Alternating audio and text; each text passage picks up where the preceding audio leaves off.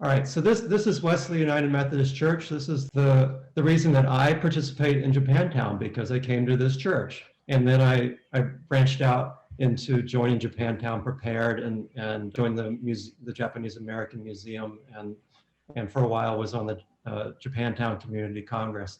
So this was my entry point into Japantown. I do not live in Japantown. So this church started in 1895. This building, the building, most of this building was built in the 1989. The sanctuary there on the left-hand side has a typical, very sparse Japanese American look, both on the inside and the outside, with a lot of wood. Now, who does this church serve? So this church serves, it's sort of the Japanese American church for people who live in Santa Clara County. So on Sunday mornings, pre-pandemic and post-pandemic, we'll have several hundred people driving. That's the way they get there. They're not taking public transportation. They're driving to come to church. And again, those people will be from throughout the county. We have an occasional person who drives from San Mateo County as well. Very few of them actually live in the community. So we have this very tight community in Wesley Church, and the same thing is true in the Buddhist church, of people who feel like they're part of Japantown, but they don't live there.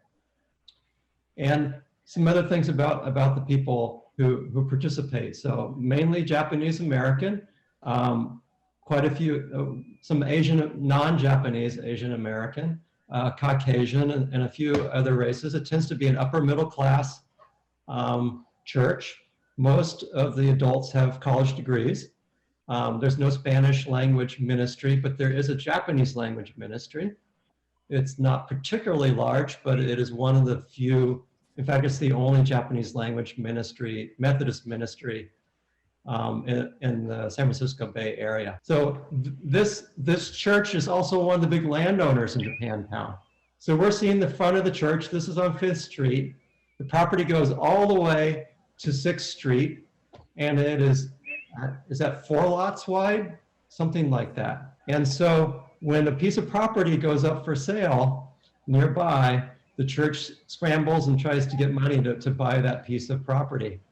And the same thing is true of the Buddhist church, but the Buddhist church owns about twice as much land as well. The church brings volunteers into the community. It also reaches out to the community, both in Japantown and the neighboring areas. So it is a source of volunteers. So there are ties there, but it does illustrate that it's one of the, in my opinion, the 3 big constituents in Japantown. We have the residents, we have these nonprofits, and they bring a whole bunch of people into Japantown, and then we have the businesses. I have a slightly different analogy to describe this. Consider a mall. Successful shopping malls have anchor stores. The 2 churches, Buddhist Church, Wesley, are anchor stores in the Japantown Mall.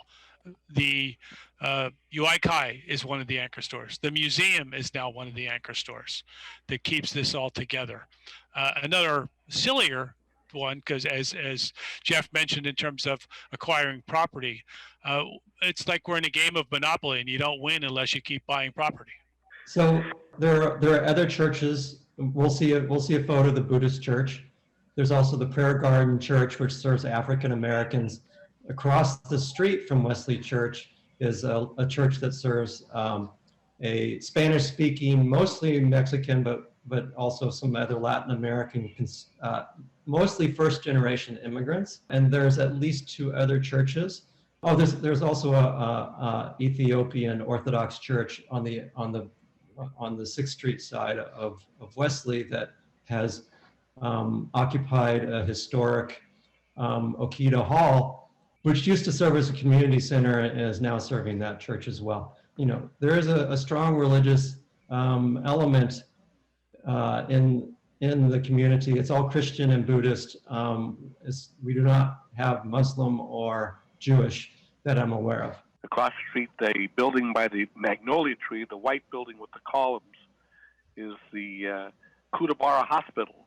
It's now called the Issei Memorial Building. That was constructed in 1910 by the Nishiura brothers as a medical facility for Japanese American immigrants. They were not able to get medical care at San Jose Hospital. They would not be seen there. They were not welcome or allowed there. So now that is an office building for San Jose Taiko, the Japanese American Citizens League, Contemporary Asian Theater Scene, and the Japantown Community Congress. Just to the left of that building is a small green house, which was the residence of Norman Mineta, who was a former mayor of San Jose. He went to Congress to represent this district. And under George Bush, he was the Secretary of Transportation on September 11th, 2001. He's the one who ordered the planes down out of the air during the attack on the World Trade Center. To the left of that, Norm's house, is the Japanese American Museum, which Jeff mentioned. They opened that facility in 2010. And I'm a docent there. If anybody wants a tour, get a hold of me and I can arrange a socially distant, mask-wearing in-house tour. That is the place you want to go to if you want to understand the history of the Japanese Americans, both in Japantown and in Santa Clara County. Run completely by volunteers, all right? No paid staff, but it's been around, I forget the founding year, 1995 or something like this. And well, actually, it started as one room in the Issei Memorial Building as the Japanese American Resource Center. People wanted to collect and preserve Japanese American culture and artifacts, and they outgrew that. So then we had a group get together and fund and construct the museum. Mm-hmm. And by the way, just so you'll know, Jeff, Jim Nagareta is the executive director. He is the only paid staff for the museum now. all right, he's paid now.